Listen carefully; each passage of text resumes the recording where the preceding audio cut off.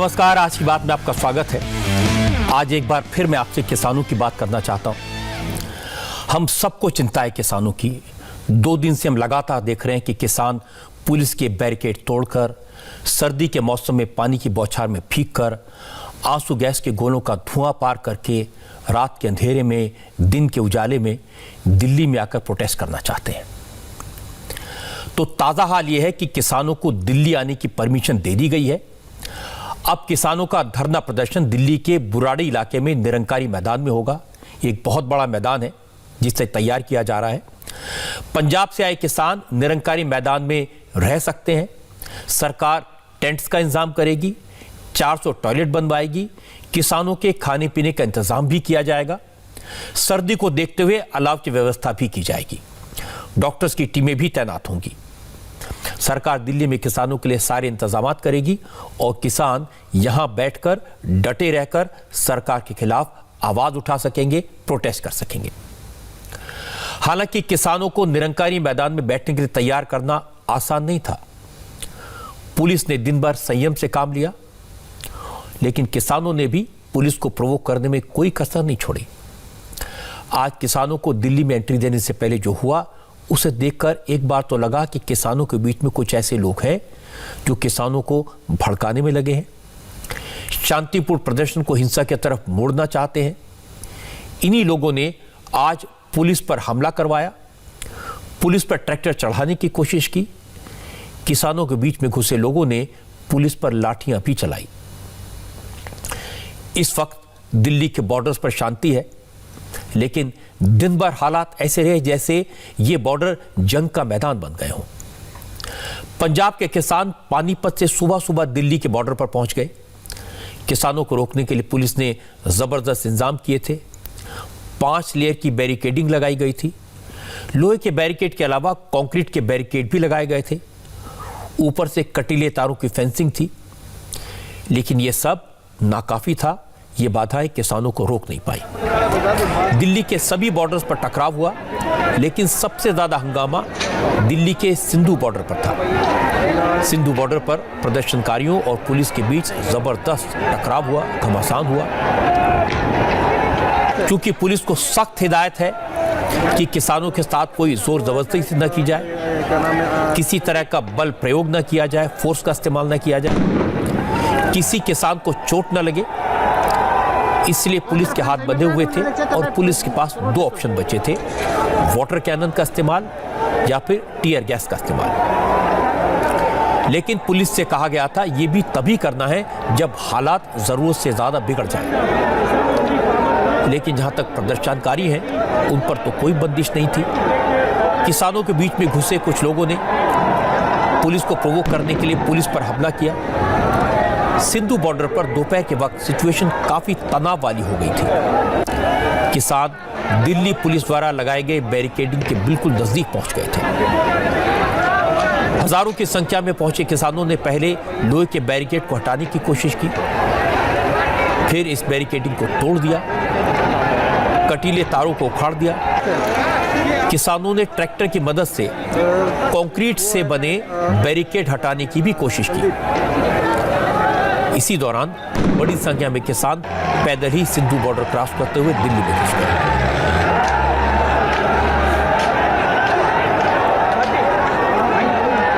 Delhi police के जवानों ने, बॉर्डर सिक्योरिटी फोर्स और सीआईएफएस के जवानों ने मिलकर कोशिश की। जब किसानों ने पैदल ही दिल्ली में एंट्री करने की कोशिश की, तो पुलिस वालों ने हल्का लाठीचार्ज करके किसानों को रोकने की कोशिश भी की। इस दौरान किसानों और पुलिस के बीच भिड़ंत हुई। एक वक्त तो ऐसा लगा कि जैसे कुछ लोग जानबूझकर पुलिस वालों को टारगेट करने के इरादे से आए हैं। सिंधु बॉर्डर पर कुछ लोगों ने बैरिकेडिंग को तोड़ने की कोशिश की। 2-3 पुलिस वाले किसानों को रोकने के लिए आगे बढ़े। उसी वक्त एक ट्रैक्टर तेजी से पुलिस वालों की तरफ आया। पुलिस वाले साइड में हट गए, लेकिन ट्रैक्टर चला रहे शख्स ने जानबूझकर ट्रैक्टर को पुलिस वालों की तरफ ऐसे मोड़ा जैसे वो पुलिस वालों को कुचलकर मार डालना चाहता है।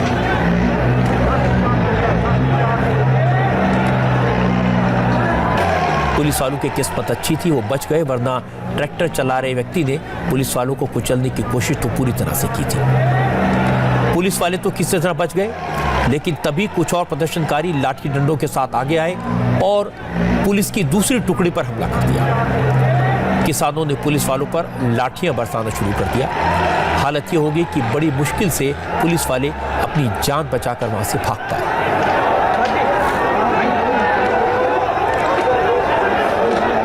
पुलिस ने काबू से बाहर किसानों को रोकने के लिए जब टीयर गैस छोड़ी तो किसानों के बीच मौजूद कुछ लोगों ने टीयर गैस के इन गोलों को उठाकर वापस पुलिस की तरफ फेंक दिया। जिस वक्त किसानों की शक्ल में मौजूद दंगाइयों ने ये सब किया, इंडिया टीवी की टीम वहां पर मौजूद थी और ये सारी तस्वीरें इंडिया टीवी के कैमरा पर्सन ने रिकॉर्ड की। यहाँ ये समझना जरूरी है कि पुलिस वाले अपनी ड्यूटी पर थे। पुलिस अफसर प्रदर्शन करने वालों से बार बार कह रहे थे कि वो भी किसान के बेटे हैं, किसानों की इज्जत करते हैं। दिल्ली में कोरोना का खतरा है, इसलिए किसानों को रोकना उनकी मजबूरी है। लेकिन किसानों की भीड़ ने पुलिस की बात नहीं सुनी। सिंधु बॉर्डर पर हालात कैसे थे, इसका अंदाजा आपको भास्कर मिश्रा की रिपोर्ट देखकर होगा। सिंधु बॉर्डर पर किसानों ने पहला बैरिकेड तोड़ दिया है, अब दूसरे बैरिकेड के पास भी पहुंच गए हैं। आप देख सकते हैं ट्रैक्टर के जरिए जो कंक्रीट की बैरिकेडिंग थी उसको तोड़ने की कोशिश की जा रही है। लगातार आंसू गैस के गोले छोड़े जा रहे हैं सुरक्षा कर्मियों के द्वारा। हर तरफ किसान फैल गए हैं, लेकिन उसके बावजूद भी जहां से जगह मिल रही है वहां से घुसने की कोशिश की जा रही है किसानों के द्वारा। पुलिसकर्मी दूसरी तरफ जो पैरामिलिट्री फोर्स है वो लगातार आंसू गैस के गोले छोड़ रही है। उसके बावजूद भी किसानों पर कोई असर नहीं हो रहा है। ये पूरा इलाका एकदम से आप कह सकते हैं कि अचानक युद्ध क्षेत्र में तब्दील हो गया है। जैसे ही किसानों को ये लगा कि अब उनकी तादाद अच्छी हो गई है, यहाँ पे अब उनकी संख्या अच्छी है, उसके बाद कूच कर दिया वो जो पुलिस की बैरिकेडिंग थी उसकी तरफ। और इस पूरे इलाके में हर तरफ सिर्फ आंसू गैस का धुआं है और किसान जो बैरिकेडिंग है उसको तितर बितर कर रहे हैं, तोड़फोड़ कर रहे हैं। पहली बैरिकेडिंग जो थी और जो कटीले तार थे उसको तोड़ दिया गया, उसको हटा दिया गया। अब देखिए वहां पे आगजनी की गई है। जो पुलिस की दूसरी बैरिकेडिंग थी, जो कंक्रीट के वहां पे दीवार सी बना दी गई थी, उसको तोड़ने की कोशिश गई, ट्रैक्टर चढ़ाया गया। ये लाठी चार्ज आप देख सकते हैं, दूसरी तरफ लाठी चार्ज हो रहा है। किसान जो आगे बढ़ गए थे उनके ऊपर में लाठी चार्ज हुआ है।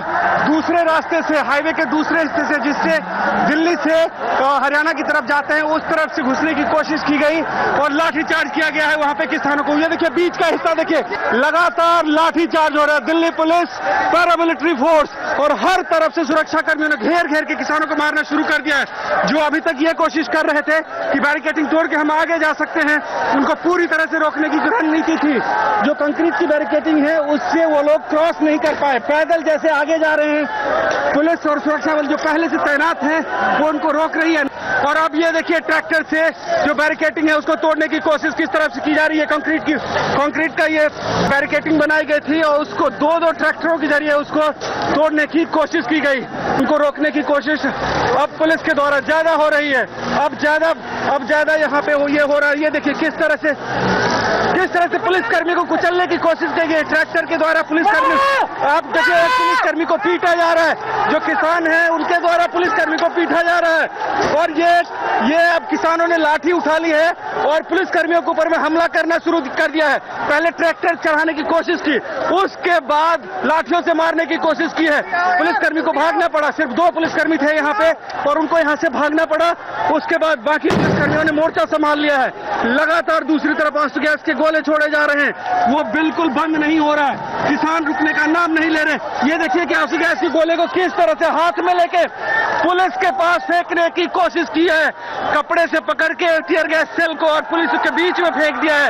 ये किसानों ने अब जो पुलिस का हथियार है उन्हीं के ऊपर में इस्तेमाल करना शुरू कर दिया है। आप देख रहे हैं किस तरह से पुलिस को प्रोवोक करने की पूरी कोशिश हुई और दिल्ली पुलिस ने किसानों को काबू में पाने के लिए संयम में रहकर जो कुछ संभव था वो किया। किसानों को समझाने की कोशिश की, किसानों को हालात के बारे में बताया, कोरोना की पाबंदियों के बारे में समझाया।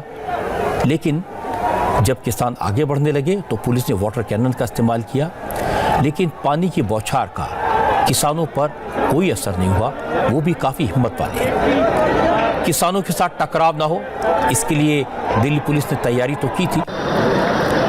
दिल्ली की सीमा में किसानों को घुसने से रोकने के लिए इंतजाम किए गए थे। बैरिकेडिंग कई लेयर्स में थी। लोहे के बैरिकेड थे और इसके बाद सीमेंट यानी कंक्रीट के बैरिकेड थे। कटीले तारों को बिछाकर किसानों को रोकने की कोशिश की गई थी और इसके अलावा पुलिस ने मिट्टी से भरे डंपर बॉर्डर पर खड़े किए थे, जिससे किसानों के ट्रैक्टर आगे न जा सके। लेकिन जब हमारी संवाददाता दीक्षा पांडे सिंधु बॉर्डर से रिपोर्ट कर रही थी तो उनके सामने ही प्रदर्शनकारियों ने बैरिकेड्स पर ट्रैक्टर चढ़ा दिए, मिट्टी से भरे ट्रकों को ट्रैक्टर से पीछे धकेल दिया और इसके बाद पीछे से पैदल चलकर आ रहे सैकड़ों किसानों के लिए आगे बढ़ने का रास्ता खुल गया। किस तरह से किसान जो है वो यहाँ पर बैरिकेडिंग को उन्होंने गिरा दिया है। पूरी जोर आजमाइश यहाँ पर की जा रही है, लेकिन इसके बावजूद भी पुलिस उनसे शांति की अपील कर रही है। आप मेरे यहाँ पर देखिए ऐसे गोले यहाँ पर छोड़े जा रहे हैं। दरअसल हालात जो है वो नियंत्रण के बाहर हो गए थे। तो तस्वीर आप यहाँ पर देखिए किस तरह से बैरिकेडिंग को खींचकर गिरा दिया गया है। अब पुलिस पूरी तरह से एक्शन मोड में है और अब एक बार फिर से आंसू गैस के गोले जो है फायर किया गया है। तस्वीर आप देख रहे हैं किस तरह से बैरिकेड को यहाँ पर पूरी तरह से तहस नहस किया जा रहा है। किसान जो है वो पूरी तरह से आक्रोशित हो चुके हैं। गोले छोड़ने की आवाजें आपको यहाँ पर सुनाई पड़ रही है। आंसू गैस के गोले अब तक 4 छोड़े जा चुके हैं और तस्वीरें आप देखिए यहाँ पर अभी भी लगातार यहाँ पर फायर किया जा रहा है, क्योंकि स्थिति पूरी तरह से नियंत्रण के बाहर हो रही है। किसान है वो पूरी तरह से बैरिकेड के नजदीक आ चुके हैं।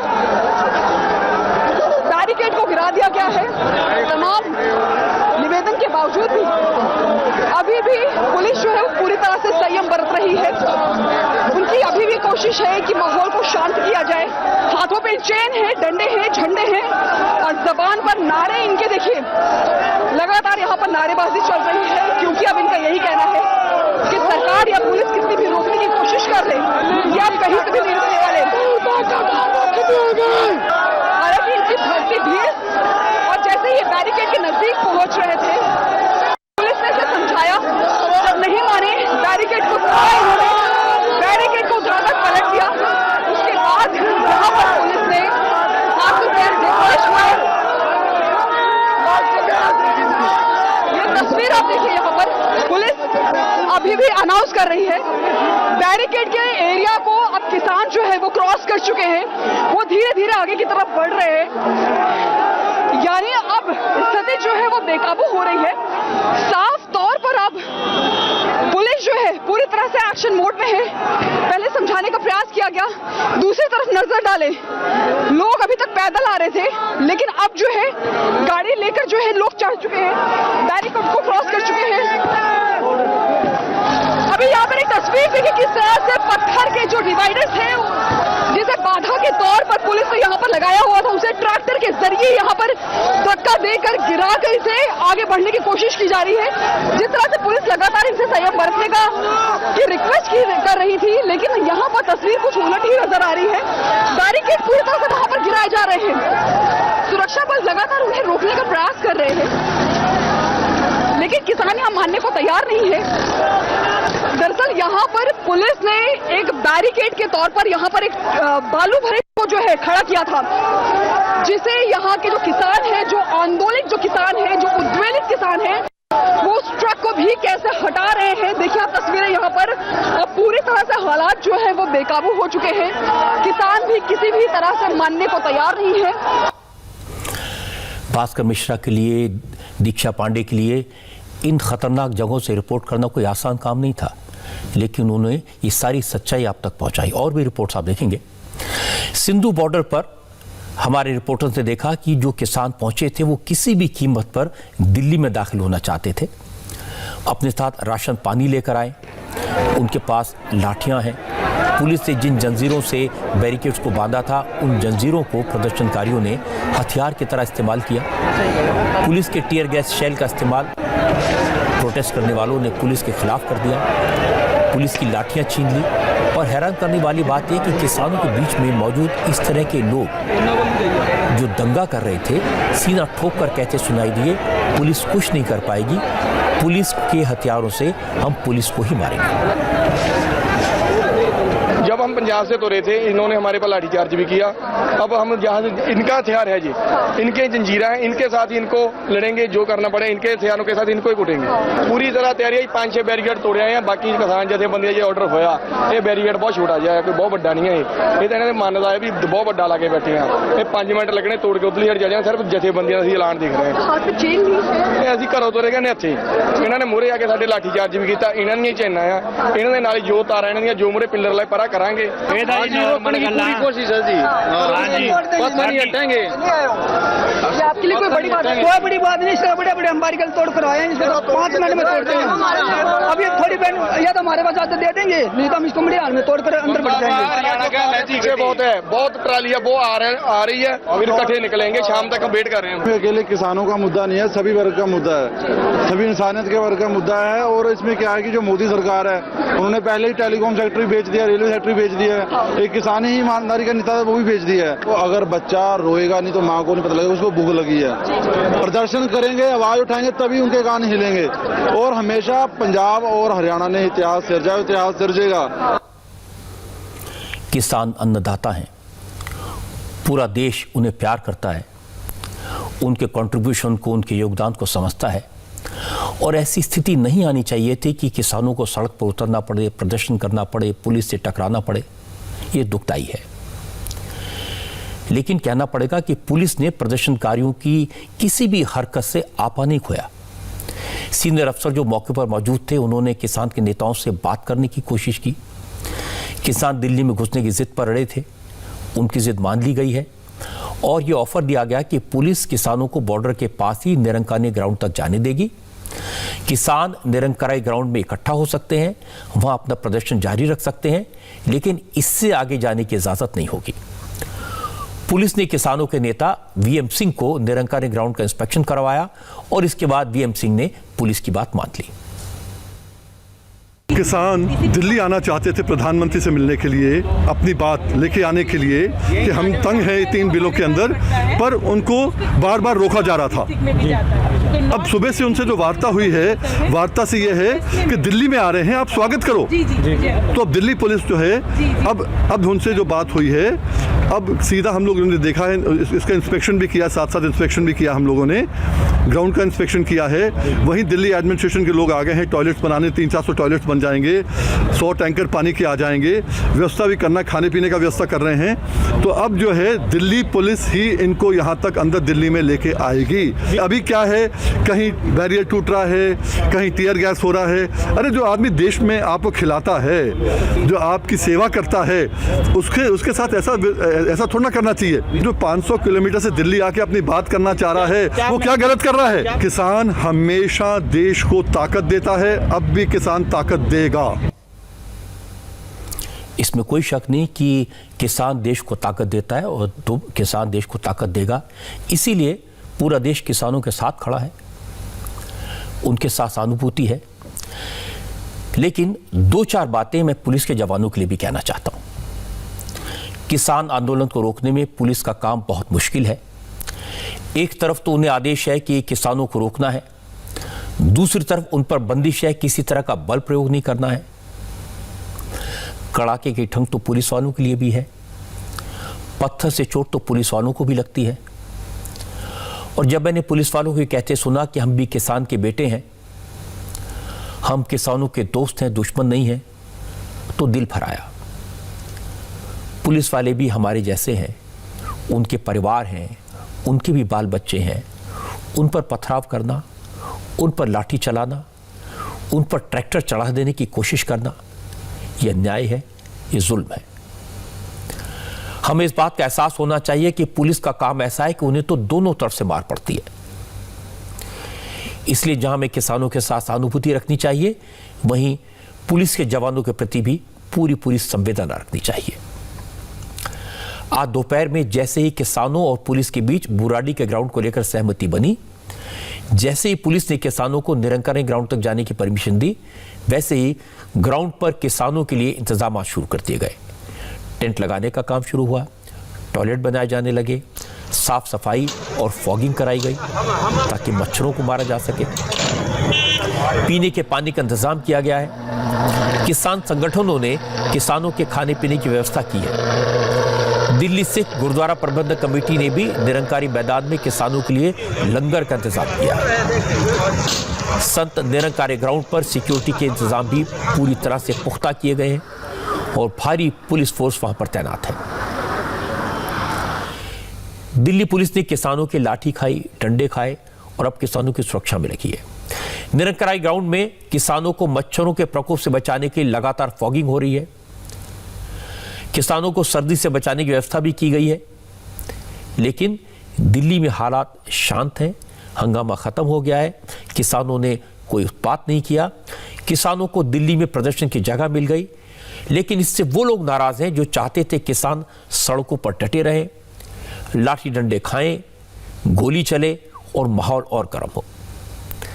कल तक जो लोग पर्दे के पीछे थे, आज वो खुलकर सामने आ गए। कांग्रेस के नेता रणदीप सिंह सुरजेवाला कल रात ही पानीपत में किसानों के पास पहुंच गए थे। आज राहुल गांधी ने भी लिखा, यह तो बस शुरुआत है। किसानों के इशू पर पंजाब के मुख्यमंत्री कैप्टन अमरिंदर सिंह लगातार बीजेपी और मोदी सरकार पर हमला कर रहे हैं। आज दिल्ली पुलिस ने किसानों को प्रोटेस्ट की इजाजत दे दी तो कैप्टन ने कहा, अगर हरियाणा की सरकार ने यही काम कल किया होता तो इतना हंगामा ना होता। आज कांग्रेस के एमपी रवनीत सिंह बिट्टू ने कहा, अब मोदी सरकार को समझ आएगा कि सियासत क्या होती है। किसान दिल्ली पहुंच गए हैं, अब सरकार किसानों के इशारों पर नाचेगी। पंजाब में तो जो खरीद है एमएसपी पे वो सरकार करती है, वहां बिचौलिया कैसे आ जाएगा? आप समझे ना, 2 स्टेटें हैं जहां बाकी थोड़ा थोड़ा है कहीं भी, जहां पे सीधी एफसीआई खरीद करती है और पैसा जो सीधा है किसान के अकाउंट में, खाते में सरकार भेजती है, वहां बिचौलिया है ही नहीं। ये किस गलतफहमी में है? किसान 130 करोड़ लोगों का पेट भरता है, तो आप 2 दिन 3 दिन भूखे रह गए, आपको फिर किसान का याद आएगी और फिर आप किसान, अब जो आपको नाक में नथनी डाल ली है ना, अब आप नाचोगे भी और बातें भी मानोगे। किसानों की इस प्रॉब्लम का रास्ता सिर्फ बातचीत से निकल सकता है और इसलिए कृषि मंत्री तैयार हैं उनसे बात करने के लिए। कई राउंड में पहले बात भी हुई है। आज राजनाथ सिंह ने इसके बारे में कुछ कहा तो नहीं, कोई बयान तो नहीं दिया, लेकिन नरेंद्र सिंह तोमर ने दोहराया कि सरकार किसानों से बातचीत के लिए पहले भी तैयार थी, अभी भी तैयार है। भारत सरकार किसानों से चर्चा के लिए तैयार थी, है और आगे भी रहेगी। इससे पहले भी 2 चरण मेरे स्तर पर, सचिव के स्तर पर किसान भाइयों से वार्ता हो चुकी है और पिछले दिनों जब हमने वार्ता की थी उस समय तय था कि अगले चरण की वार्ता हम फिर करेंगे और इसलिए 3 दिसंबर को बातचीत के लिए किसान यूनियंस को हम लोगों ने आमंत्रण भेजा है। मैं आपके माध्यम से सभी किसान यूनियन के नेताओं को विनम्र प्रार्थना करना चाहता हूं कि वो ऐसे सर्दी के मौसम में, कोविड के संकट में आंदोलन का रास्ता छोड़ें और वो दिल्ली आएंगे तो हम लोग जरूर उनसे चर्चा करेंगे और मुझे चर्चा करते हुए खुशी होगी। किसानों की बातें सुनने के बाद लगता है कि मोटे तौर पर किसानों को 2 शिकायतें हैं, या कहें तो उनके मन में 2 तरह की शंकाएं हैं, 2 तरह के डर हैं।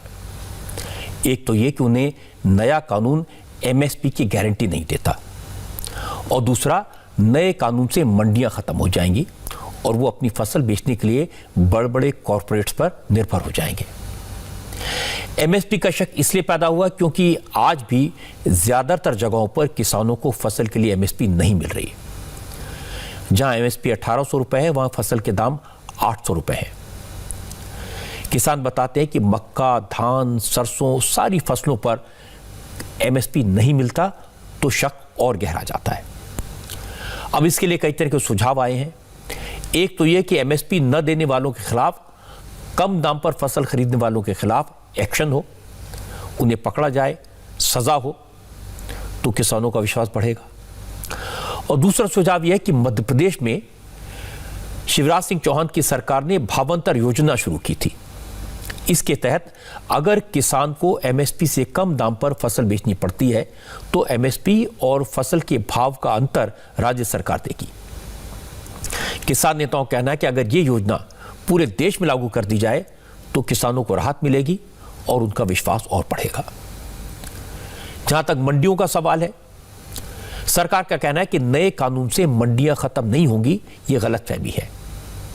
मंडियां वैसी की वैसी ही रहेंगी, क्योंकि नए कानून में पुराने सिस्टम को खत्म नहीं किया गया है, बल्कि किसानों को फसल बेचने की एक और वैकल्पिक व्यवस्था दी गई है, ऑल्टरनेटिव दिया गया है, एक एडिशनल फैसिलिटी क्रिएट की गई है। जो किसान चाहें नई व्यवस्था का इस्तेमाल करें और जो पुराने सिस्टम पर चलना चाहते हैं उस पर कोई रोक नहीं है, मंडियां वैसे ही चलती रहेंगी। लेकिन यह भी सच है कि जो लोग किसानों को उकसा रहे हैं, जो भड़काने वाले हैं, वो कामयाब हो गए हैं और जो समझाने वाले हैं वो फेल हो गए हैं।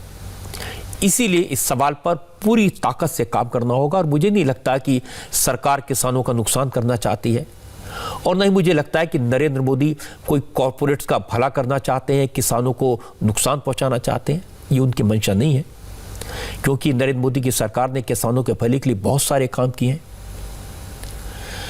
लेकिन अब जो स्थिति बनी है उसमें बातचीत से रास्ता निकालना होगा और बातचीत के लिए मैं कहता हूं कि 3 दिसंबर तक की डेट का इंतजार न करके किसानों के नेताओं से पहले ही बात कर लेनी चाहिए।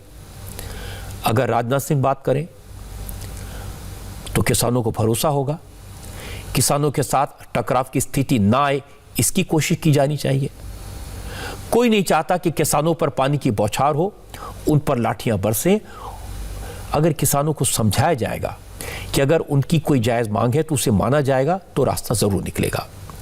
जिद न सरकार को पकड़नी चाहिए न किसानों को। बिहार से अब से थोड़ी देर पहले राजनीति की एक बड़ी खबर आई है। यह साफ हो गया कि अब बिहार के farmer deputy chief minister Sushil Kumar Modi देश की सियासत करेंगे, बिहार से दिल्ली आ जाएंगे। बीजेपी ने सुशील कुमार मोदी को राज्यसभा में भेजने का फैसला किया है। रामविलास पासवान के निधन से जो राज्यसभा की सीट खाली हुई है उसके बाई इलेक्शन में बीजेपी ने सुशील मोदी को अपना उम्मीदवार बनाया है। बिहार में जब सुशील मोदी की जगह बीजेपी ने 2 डिप्टी चीफ मिनिस्टर बनाए थे, उसी वक्त यह साफ हो गया था कि पार्टी उन्हें केंद्र में ला सकती है। अगर विपक्ष ने सुशील मोदी के खिलाफ अपना उम्मीदवार उतारा तो 14 दिसंबर वोटिंग होगी। अगर विपक्ष का जो रुख दिखाई दे रहा है उसके बाद तो यही लगता है कि सुशील कुमार मोदी निर्विरोध तो नहीं जीतेंगे, वोटिंग होगी 14 दिसंबर को। और ये बात मैं क्यों कह रहा हूं, इसका अंदाजा आपको बिहार असेंबली की तस्वीरें देखकर हो जाएगा। आज बिहार में असेंबली में जबरदस्त हंगामा हुआ और हंगामा इसलिए हुआ क्योंकि आज तेजस्वी यादव ने चुनाव के वक्त कैंपेन के दौरान कही गई बातों का हवाला देकर मुख्यमंत्री नीतीश कुमार पर पर्सनल अटैक किया। बहुत देर तक नीतीश कुमार चुपचाप बैठे सुनते रहे, बहुत देर तक सब्र करते रहे, लेकिन जब पानी सिर से उतर गया तो नीतीश कुमार फट पड़े। मैंने पहली बार नीतीश कुमार को सदन में इतने गुस्से में देखा, पहली बार उन्हें चिल्लाते हुए देखा, आपा खोते हुए देखा। लेकिन यह कड़वा सच है कि तेजस्वी ने जिस तरह की बातें कही उसके बाद नीतीश कुमार के रिएक्शन को गलत नहीं कहा जा सकता। आज बिहार असेंबली में गवर्नर के अभिभाषण पर धन्यवाद प्रस्ताव पर चर्चा हो रही थी, क्योंकि आजकल तेजस्वी यादव अपनी हर बात इस सेंटेंस से शुरू करते हैं कि नीतीश कुमार की सरकार चोर दरवाजे से आई है। आज भी उन्होंने इसी अंदाज में अपनी बात शुरू की, ये ठीक था।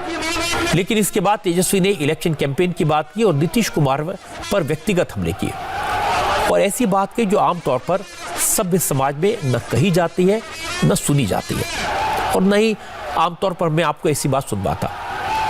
लेकिन आज मैं आपको तेजस्वी की बात सुनवाने के लिए मजबूर हूं, क्योंकि अगर उनकी बात न सुनाई गई तो आपको समझ ही नहीं आएगा कि आखिर नीतीश कुमार का सब्र क्यों टूटा और वो इतना गुस्सा क्यों हो गया।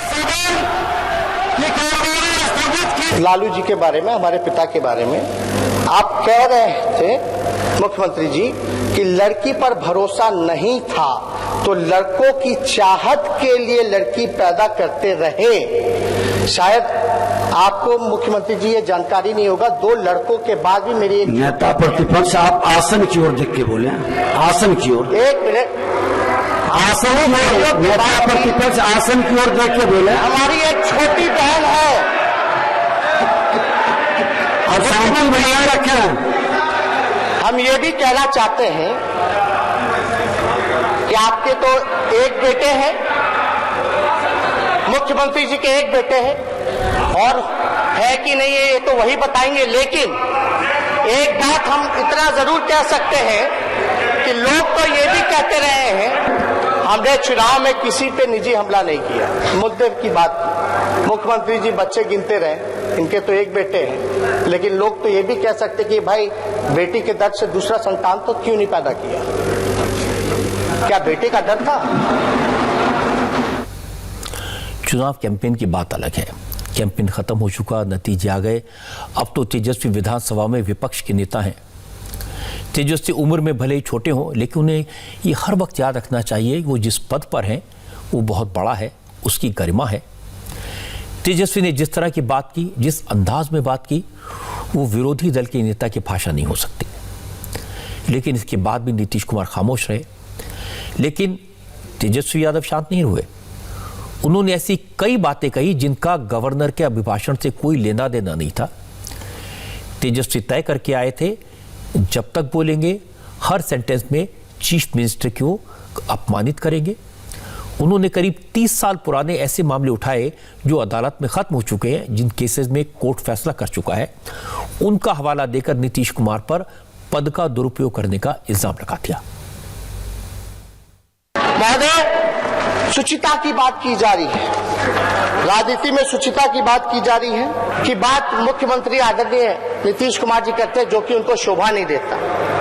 आप सब लोगों को पता, अगर शुचिता की बात आएगी तो सवाल 1991 में इन पे मर्डर का मुकदमा चला, 2008-9 में कैसे उस फैसले को टाला गया ये सब लोग जानते हैं, और 2020-19 में कैसे उस केस को खत्म किया गया, रफा दफा किया गया बिना किसी इंक्वायरी के, जांच के, ये सब लोग जानते हैं।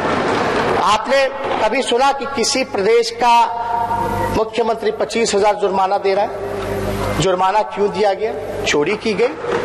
जेएनयू के एक छात्र का कंटेंट चोरी किया गया, उसमें नीतीश कुमार जी को सजा हुई कोर्ट से, और 25,000 मुख्यमंत्री जी ने जुर्माना दिया।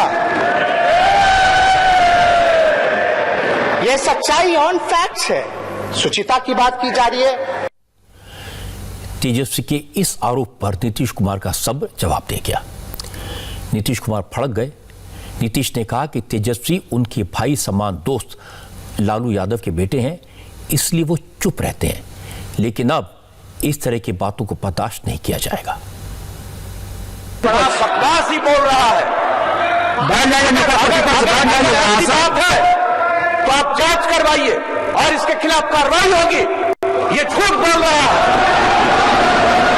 मैंने उठा दिया था, मेरा भाई समान दोस्त का बेटा है, इसलिए हम सुनते रहते हैं, हम नहीं कुछ बोलते हैं। और इसके पिता को किसने बनवाया था?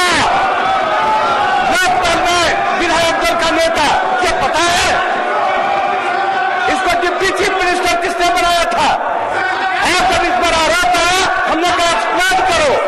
जब एक्सप्लेन नहीं किया तब हमने छोड़ दिया।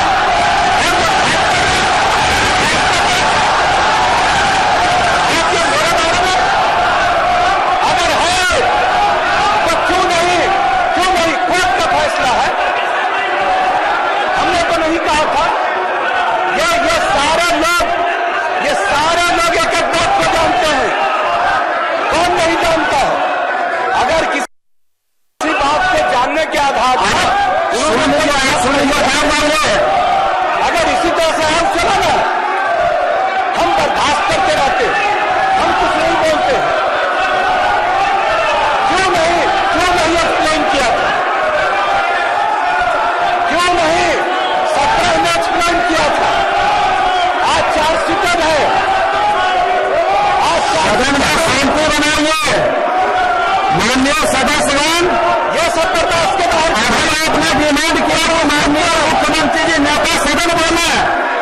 कहने लगे तो आप लोग ध्यान से सुनते नहीं हैं, आपका पास नहीं किया जा सकता है। आप शांति से सुने, यही वक्तव्य की मांग आपने कर रहा था। अरे क्या कर रहे हो? हम तुमको जानते हैं।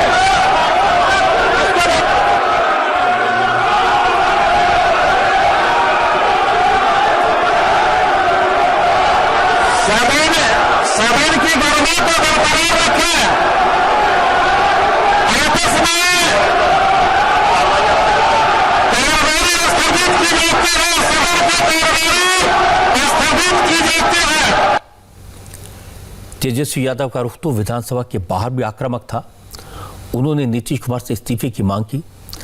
अपने बयान पर किसी तरह का खेद नहीं जताया, लेकिन असेंबली के बाहर नीतीश कुमार शांत नजर आए। उन्होंने कहा कि राजनीति में आगे बढ़ने की महत्वाकांक्षा रखना बुरी बात नहीं है, लेकिन कम से कम पद की मर्यादा का ख्याल रखना चाहिए। इस बात को तो ध्यान में रखना चाहिए कि कहां बोल रहे हैं, क्या बोल रहे हैं। जिस तरह से हमले आप पर हुए, क्या सबको अपनी बात कहने का, लेकिन बिल्कुल असत्य और झूठ इस तरह से बोलना ये अच्छा नहीं लगता है। किसी ने कुछ भी कहा उसके बारे में माननीय विजय चौधरी ने कुछ बात कही, उसके बाद भी कहना शुरू किया कि क्या मामला है, जरा बताइए तो। हमारा क्या चरित्र है ये लोगों को मालूम नहीं है। तो किस किस तरह की बात बोलना, कौन एडवाइजर है, कौन इस तरह की बात करता है, ये बात समझ के परे। आगे बढ़ना है तो कम से कम व्यवहार सीखना चाहिए ठीक से। इस तरह की बात कहने का कोई मतलब नहीं है, ऐसी बात तो वो ठीक नहीं है। इस तरह से ऐसे ही किसी के बारे में कह देना। अब बताइए, आप ही लोग जानते हैं, सब लोगों को पता है। तो इस तरह से ऐसी बातों की चर्चा नहीं करनी चाहिए, असत्य बातों की। इस्तेमाल कर रहे हैं तेजस्वी यादव, आपको लगता है कि ये मर्यादा है सदन के अंदर? नहीं, वो तो मर्यादा ही है, इस तरह की बात नहीं करनी चाहिए। आज नीतीश कुमार ने जो गुस्सा दिखाया, जिस बात पर उनको गुस्सा आया, वो जायज़ है। उनके लिए जिस तरह से की असभ्य भाषा का प्रयोग किया गया, वो ठीक नहीं है। नीतीश कुमार बिहार की जनता द्वारा चुने गए मुख्यमंत्री हैं, 15 साल से मुख्यमंत्री हैं। तेजस्वी यादव की पिता की उम्र के हैं। तेजस्वी उन्हें चाचा कहते हैं। राजनीति में आरोप लगाए जा सकते हैं, सवाल उठाए जा सकते हैं, आलोचना की जा सकती है, लेकिन किसी से कोई ये कैसे पूछ सकता है कि वो अपने बच्चे का पिता है या नहीं? इसे सभ्य समाज में कौन सही कहेगा? कौन इस तरह की हरकत को सपोर्ट करेगा? किसको इस तरह के बयान पर गुस्सा नहीं आएगा? इस तरह की बात करना, किसी को हत्यारा कहना, किसी को चोर कहना, ये मर्यादा के बाहर है। और कोई भी ऐसी भाषा का प्रयोग करेगा तो मैं इसकी आलोचना जरूर करूंगा। सार्वजनिक जीवन में हम चाहे राजनीति में हो, चाहे मीडिया में हो, शालीनता तो होनी ही चाहिए।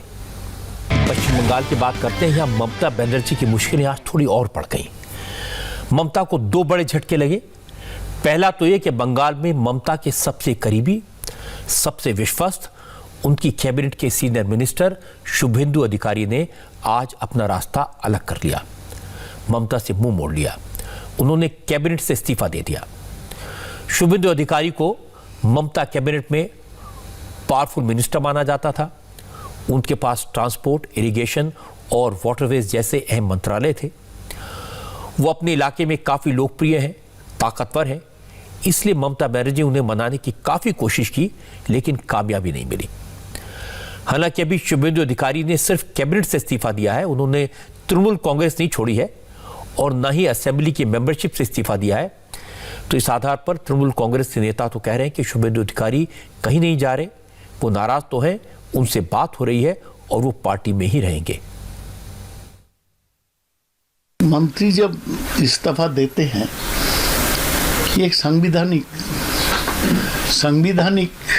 सवाल हो जाता है, उसके अनुसार कार्रवाई आगे होगा।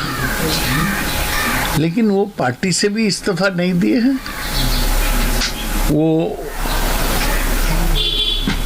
एमएलए शिप से भी इस्तीफा नहीं दिए हैं। देखा जाए क्या होता है। कहा जा रहा है कि शुभेंदु अधिकारी कल मॉर्निंग का फ्लाइट से वो और एकदम सरासर झूठ है, दिल्ली जा सकते हैं। एकदम सरासर झूठ है। शुभेंदु अधिकारी दिल्ली नहीं जा रहा है। मैं दावा कर सकता हूँ कि वो दिल्ली नहीं जा रहा है, ये फॉल्स प्रचार किया जा रहा है। और मोहन भागवत के साथ आज एकदम झूठ है, सरासर झूठ है।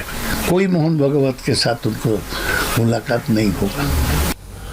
अब सौगत राय कहीं भी तो क्या कहें, उनका दावा तो है कि शुभेंदु अधिकारी कहीं नहीं जा रहे, लेकिन बीजेपी को उम्मीद है कि शुभेंदु अधिकारी देर सबेर उनकी पार्टी में आ जाएंगे। आज बंगाल बीजेपी के प्रभारी कैलाश विजयवर्गीय ने कहा तृणमूल कांग्रेस के कई नेता उनके संपर्क में हैं। देखिए, जो मुझे जानकारी प्राप्त हुई है उसके अनुसार शुभेंदु जी ने 6 महीने पहले से ममता जी से कहा है कि आपके भाइयों के द्वारा जो गाय की तस्करी की जा रही है, जो कोयले की तस्करी की जा रही है, जो सिंडिकेट राज चलाया जा रहा है, जो गुंडों को संरक्षण देके हिंसा की राजनीति कर रहा है, उससे टीएमसी की छवि खराब हो रही है, आपकी भी छवि खराब हो रही है।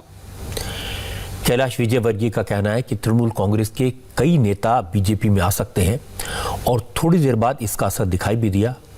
दक्षिण कूच बिहार से टीएमसी के एमएलए मिहिर गोस्वामी ने तृणमूल कांग्रेस से इस्तीफा देकर बीजेपी ज्वाइन कर ली।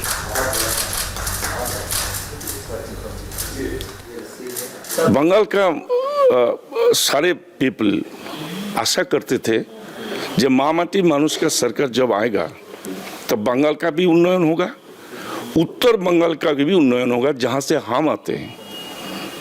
लेकिन स्वाधीनता का बाद आज तक उत्तर बंगाल का मेरा जिला कूच बिहार, उस जिला का डेवलपमेंट के लिए राज्य सरकार जहां कलकत्ता में रहते हैं वो कलकत्ता का उन्नयन नहीं देखते, लेकिन उत्तर बंगाल का मेरा जिला कूच बिहार का डेवलपमेंट जो होना चाहिए था वो नहीं हुआ। तृणमूल कांग्रेस के नेताओं से मैंने बात की, उनका कहना है कि मिहिर गोस्वामी के जाने से तो कोई खास फर्क नहीं पड़ेगा, लेकिन शुभेंदु अधिकारी अगर चले गए, उनकी बगावत हुई तो कई इलाकों में बीजेपी को वॉकओवर मिल सकता है, क्योंकि शुभेंदु मास लीडर हैं। उनका पूर्व मिदनापुर, पश्चिमी मिदनापुर, मुर्शिदाबाद, पुरुलिया और बांकुरा जैसे इलाकों में अच्छा खासा प्रभाव है। बंगाल के लोग तो ये कह रहे थे कि ममता के बाद तृणमूल कांग्रेस में 2 ही नेता थे, मदन मित्रा और शुभेंदु अधिकारी। मदन मित्रा को ममता ने बहुत पहले साइडलाइन कर दिया था। अब शुभेंदु भी मामला से नाराज हैं, ममता के खिलाफ हैं, इसलिए मुश्किल तो होगी। और आपको जानकर हैरानी होगी कि ममता के साथ शुभेंदु को कोई दिक्कत नहीं है, ममता से उनको कोई नाराजगी नहीं है। उनकी दिक्कत इस बात की है कि ममता अपने भतीजे को आगे बढ़ा रही है और उन्हें लगता है कि भतीजे का कोई जमीनी आधार नहीं है, इसीलिए शुभेंदु अधिकारी जैसे नेता ने बगावत कर दी और इस कारण से तृणमूल कांग्रेस के कई दूसरे नेता भी चुनाव से पहले ममता के लिए नई मुश्किलें खड़ी कर सकते हैं। हैदराबाद के लोकल इलेक्शन में आज बीजेपी अध्यक्ष जेपी नड्डा कैंपेन के लिए पहुंचे। नड्डा ने हैदराबाद में रोड शो किया। हमारे संवाददाता टी राघवन ने बताया कि हैदराबाद की सड़कों पर आज जितनी भीड़ मौजूद थी, जिस तरह का माहौल था, ऐसा उत्साह आमतौर पर लोकसभा या विधानसभा चुनाव के दौरान दिखाई देता है। इस तरह की भीड़ ओवैसी की पार्टी में होती है या फिर केसीआर की पार्टी के लिए, लेकिन बीजेपी के लिए ऐसी भीड़ पहली बार दिखाई दी। जेपी नड्डा का ये 2 किलोमीटर लंबा रोड शो शाम 4 बजे से शेड्यूल था, लेकिन बारिश की वजह से देरी से शुरू हुआ। पहले कहा गया कि जेपी नड्डा चुनाव रथ से सिर्फ संबोधन करके निकल जाएंगे, लेकिन भीड़ देखी, उत्साह देखा तो नड्डा ने बारिश में ही रोड शो को जारी रखने का फैसला कर लिया। नड्डा के साथ बीजेपी के state president B Sanjay Kumar और केंद्रीय मंत्री जी किशन रेड्डी मौजूद थे। 2 किलोमीटर तक सड़क बीजेपी के झंडों से पट गई। रोड शो के बाद जेपी नड्डा ने इंटेलेक्चुअल के साथ मीटिंग की। अपनी हर पब्लिक मीटिंग में असदुद्दीन ओवैसी ये कह रहे हैं कि ये उनकी ताकत है कि छोटे से चुनाव में बीजेपी के राष्ट्रीय स्तर के नेता और केंद्र सरकार के मंत्रियों को कैंपेन करना पड़ रहा है। आज नड्डा ने ओवैसी को जवाब दिया। उन्होंने बताया बीजेपी छोटे चुनाव को बड़ा क्यों मान रही है। मेरे आने के पहले ये कहा गया कि गली के चुनाव के लिए राष्ट्रीय अध्यक्ष आ रहा है। Now you understand the mentality. It is a disrespect to the electorate of Hyderabad. That is what we have to understand. In democracy Hyderabad गली है। 74 lakh voters, 5 Lok Sabha seats, 24 Vidhan Sabha and more than 1 crore population, और ये इनको गली दिखती है। और अगर आपको दिखती है तो आपको दिखे, हम आपके भ्रष्टाचार को नस्तो नाबूद करने के लिए हर जगह जाएंगे। इस बात को आपको ध्यान रखना चाहिए और उसको लड़ाई लड़ेंगे और फ्रंट से लड़ेंगे। जेपी नड्डा ने केसीआर पर भी हमला किया और फिर लगे हाथों ओवैसी पर भी अटैक किया। उन्होंने कहा जनता को याद रखना चाहिए कि तेलंगाना के चीफ मिनिस्टर ने किन लोगों को अपना दोस्त बनाया। क्या है आजकल?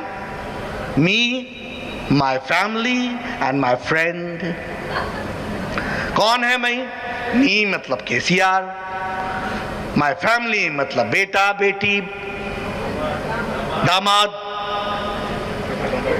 छोटा दामाद, बड़ा दामाद, और माय फ्रेंड। फ्रेंड भी जोरदार है, फ्रेंड भी जोरदार है। अरे रजाकारों को याद करो भाई, याद करो 1947 से लेकर के 17 सितंबर 1948 तक। Remember 1947 15th of August to 1948 17th of September। क्या हालत हुई थी और कौन थे वो लोग और किसके साथ गलबाइयां बना रहे हो? अगर बीजेपी हैदराबाद में सर्जिकल स्ट्राइक की बात करेगी तो हैदराबाद के लोग बीजेपी पर डेमोक्रेटिक स्ट्राइक करेंगे। हैदराबाद आकर हैदराबाद के पुराने शहर को कहती हैं कि यहाँ पर पाकिस्तानी है, रोहिंग्या है, अफगानी है और हम सर्जिकल स्ट्राइक करेंगे। अगर बीजेपी पुराने शहर में सर्जिकल स्ट्राइक करेगी तो 1 तारीख के दिन पूरा हैदराबाद इंशाअल्लाह ताला मिलकर बीजेपी के ऊपर एक डेमोक्रेटिक स्ट्राइक करेगा और डेमोक्रेसी को बचाएगा। कुल मिलाकर ये इलेक्शन बहुत इंटरेस्टिंग हो गया है। आज नड्डा हैदराबाद में थे, कल योगी आदित्यनाथ होंगे, परसों अमित शाह। और ये सब म्युनिसिपल कॉरपोरेशन के इलेक्शन में बीजेपी के लिए वोट मांगेंगे। लेकिन मकसद बड़ा है।